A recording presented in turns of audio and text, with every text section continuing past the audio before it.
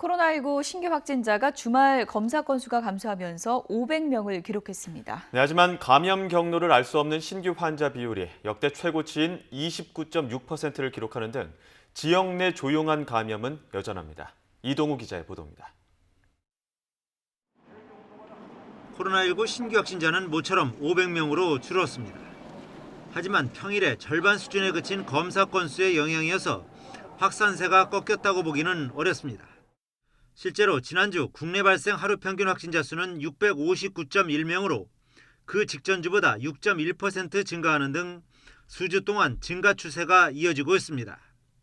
개인 간의 접촉 증가 또는 유행의 장기화 등으로 인해 지역사회에 누적된 환자들이 발생하고 있는 것에 따른 현상으로서 일상생활 속에서 감염이 지속되고 있는 양상입니다. 이런 가운데 감염 경로를 알 수 없는 신규 환자 비율이 지난해 4월 집계 이래 최고치인 29.6%를 기록했습니다.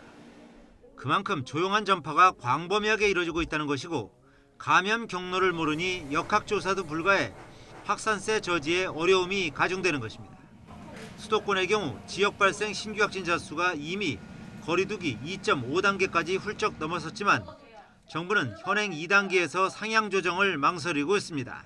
사회경제적 피해, 특히 저소득층과 중산층의 극단적 피해가 야기되는 대규모 봉쇄 조치를 피하면서 적절한 사회관리 속에서 코로나19 유행을 통제하는 것입니다. 전문가들은 감염 재생산 지수도 1을 넘기는 등 각종 지표에 빨간불이 켜진 상황에서 적절하지 않은 대응이라고 지적합니다. 저는 사회적 거리두기를 빠르게 올리는 게 역설적으로 가장 사회적 거리두기를 적게 할 수 있는 방법이라고 생각을 하고요. 지금은 어느 정도 확진자 수 증가를 수용 가능하면 용인하는 쪽으로 방향이 변하고 있고요. 이는 확진자 수 증가라는 측면에서는 좀 위험할 수 있다고 봅니다.